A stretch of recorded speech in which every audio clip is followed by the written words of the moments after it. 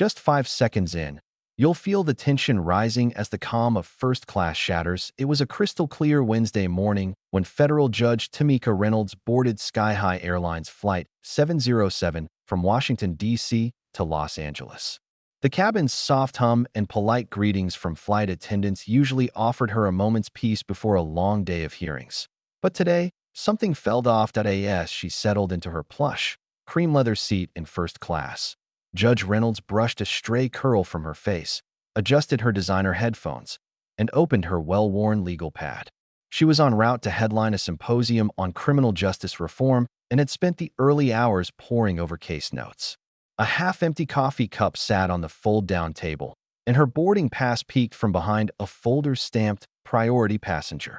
Moments after takeoff, a young flight attendant, still wearing the fatigue of an overnight shift, approached with the in-flight menu. Judge Reynolds smiled politely and asked for a glass of sparkling water. The attendant's eyes flickered over her name tag, then quickly away, lips tightening into a thin line before she snapped, "Water's on the cart behind you," and turned on her heel. The dismissiveness stung, but Judge Reynolds raised an elegant eyebrow and returned to her notes. A few minutes later, the judge reached to stow her lightweight cashmere wrap in the overhead bin. As her hand gripped the handle, a sharp push landed against her shoulder blade. The unexpected force sent her staggering, hands slipping as the bin swung shut. First-class passengers gasped. Whispers ricocheted through the cabin. Judge Reynolds steadied herself on the seat back in front of her, pain flaring in her side. But more than pain, outrage burned in her eyes. She took a slow, deliberate breath, then met the attendant's gaze as the young woman lurched past. "I am Federal Judge Tamika Reynolds," she said, voice calm yet razor-sharp. "Do not touch me again." The attendant's face drained of color. Other passengers craned their necks. Instead of retreating, the attendant squared her shoulders. "You think your title protects you?" she sneered. An icy hush fell. For a heartbeat, Judge Reynolds said nothing. Then she drew her smartphone, thumb hovering over the screen. The cabin's soft lighting glinted off her judicial robe draped over the armrest. Next moment, Judge Reynolds was on the phone with the Transportation Security Administration's hotline. "This is Judge Tamika Reynolds," she stated crisply. "On Sky High Flight 707, a flight attendant assaulted me in first class. I need immediate intervention."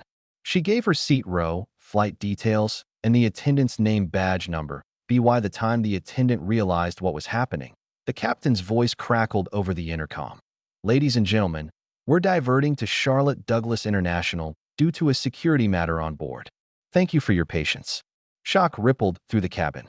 Judge Reynolds closed her notes, smoothing her robe, as attendants hurried passengers to windows. Within minutes, Flight 707 descended through cotton-white clouds toward an unscheduled landing. As the wheels touched tarmac, uniformed TSA agents boarded alongside local police.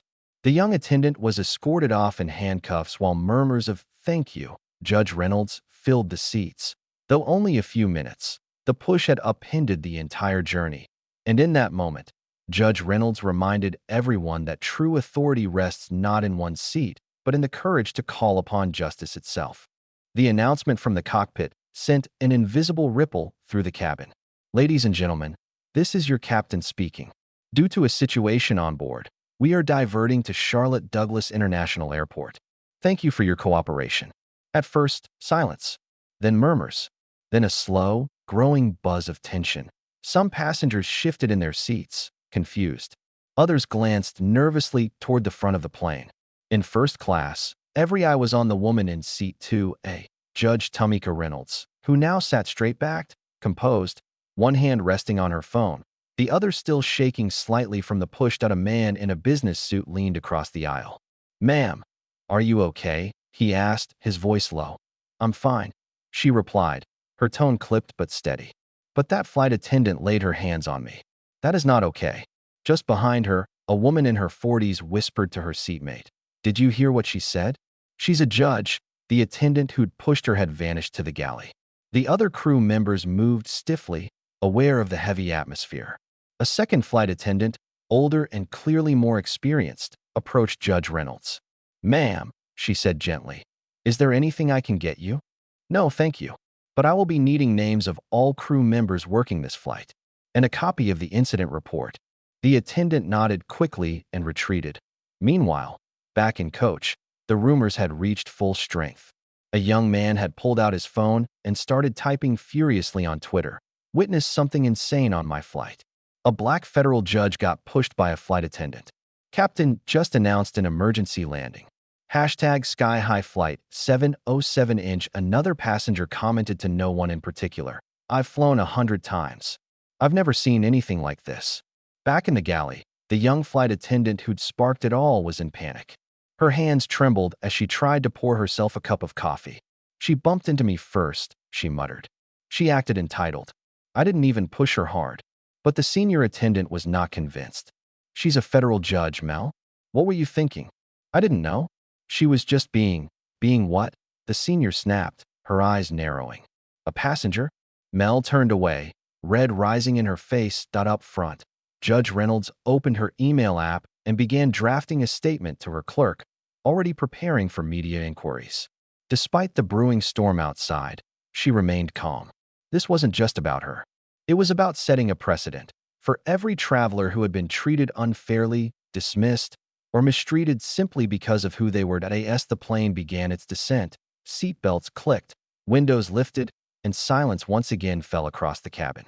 Everyone sensed it. Something serious had occurred, and justice was on its way down with them. The wheels screeched softly against the Charlotte runway, and the sudden change in altitude jolted more than just the plane. It unsettled everyone's nerves. Passengers clutched armrests and glanced toward the windows, wondering if the emergency landing was truly about turbulence or something deeper, more serious. Inside the cockpit, the pilot was on the line with the control tower. Flight 707 requesting emergency security personnel at Gate 5B. Passenger complaint involving crew assault. A federal judge is involved. By the time the plane rolled to a stop and the seatbelt signs dimmed, a team of TSA agents and 2 uniformed officers were waiting just outside the front hatch. I in the front galley, Mel. The young flight attendant clutched the metal counter, her breath quick and shallow. The senior attendant, Denise, stared at her, the disappointment on her face louder than any reprimand. You should have just apologized, Denise muttered under her breath. Mel snapped. She threatened me. She pulled rank. She didn't threaten you, Denise said, her tone low and sharp. She warned you after you laid hands on her. The aircraft door opened with a hiss. A tall TSA officer stepped in, clipboard in hand, followed by a shorter woman in a navy blazer flashing a badge. Where is the passenger involved? The officer asked. Judge Reynolds stood calmly, smoothing the lapels of her blazer. That would be me. The officer's demeanor shifted. Your Honor, are you okay? I am. But this incident must be documented properly, she said, handing over her ID and a written statement she'd typed during the descent. Passengers craned their necks as uniformed agents moved toward the galley. Mel tried to retreat, but found herself cornered. Ma'am, the lead officer addressed her. We need you to come with us. Her mouth opened, then closed. It wasn't. I didn't mean. You'll have your chance to explain downtown, the officer replied flatly. He turned toward the judge. Your Honor, would you like to press charges? Judge Reynolds didn't hesitate. I'm not interested in vengeance, but I will be filing a formal complaint with the FAA and the airline, and I expect disciplinary action. The crew watched in silence as Mel was escorted off the plane, hands trembling, not cuffed, but not exactly free. Back in first class, applause broke out from a handful of passengers. Not loud, not mocking, just affirming. A man leaned across the aisle and said, "It's about time someone stood up." Judge Reynolds nodded, though her face remained unreadable. She wasn't seeking applause. She was seeking something harder to find. Accountability. As the rest of the passengers began disembarking, a few paused to thank her. A mother traveling with her biracial son whispered, "You showed him what real power looks like." A young woman in Jean's mouth, "You're a hero." But the judge simply responded, "I'm just doing my part." Justice, after all, didn't always wear robes in courtrooms. Sometimes it flew commercial. Hours after the emergency landing, social media was ablaze. Clips from passengers who had recorded the aftermath were circulating under hashtags like #Flight 707Justice and #JudgeOnBoard. A blurry video showing the moment the judge was approached by TSA agents had already racked up over 300,000 views on TikTok. On Twitter, one tweet simply read, "A young flight attendant shoved a black federal judge. The judge made one call. The plane had to land. Justice doesn't wear a robe. It holds receipts." Meanwhile, at Sky High Airlines corporate office, the PR team was scrambling. Emails were flying. Calls were being made.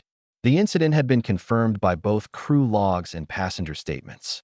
The company's internal ethics board was already scheduling interviews. Judge Reynolds, now in a quiet conference room at the Charlotte airport, sat calmly across from two airline representatives and an attorney. She had refused any VIP treatment, declining the offer of a private lounge or hotel suite. Instead, she asked for one thing: a written acknowledgement of what had occurred and a list of corrective actions to prevent it from happening again. "This isn't about me," she told them. "It's about the precedent. The message, how your staff treats passengers, especially women of color in positions of authority, reflects your values."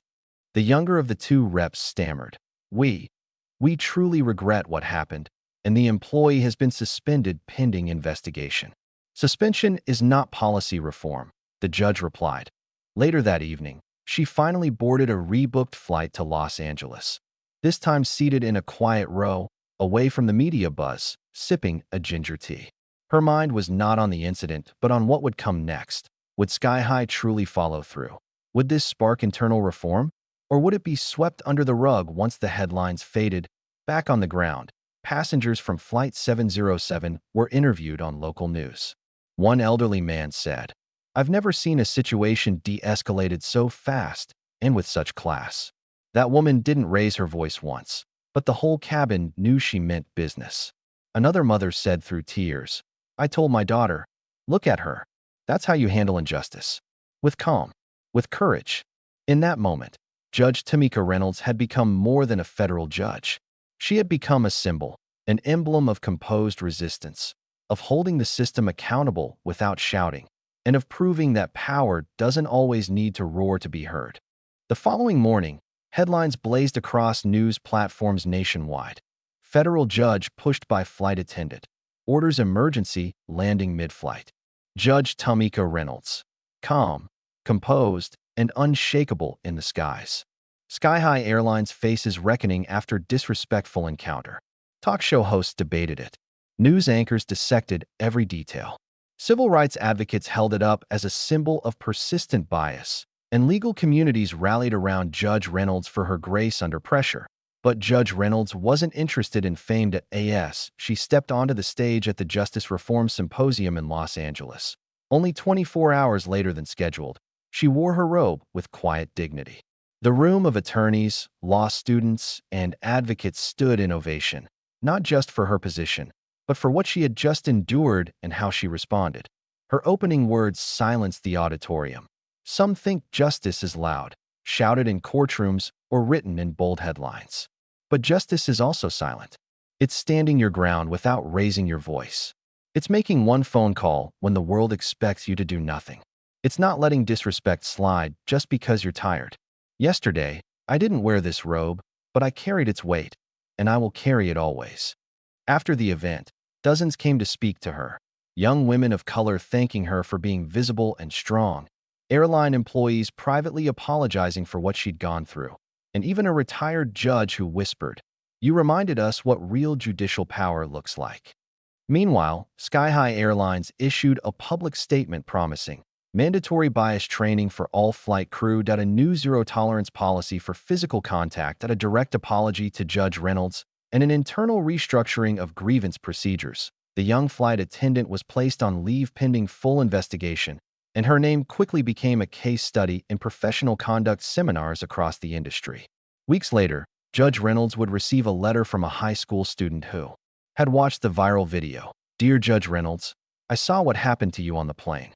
You didn't yell or fight back. You didn't let it go either. You stood tall. I want to be like that.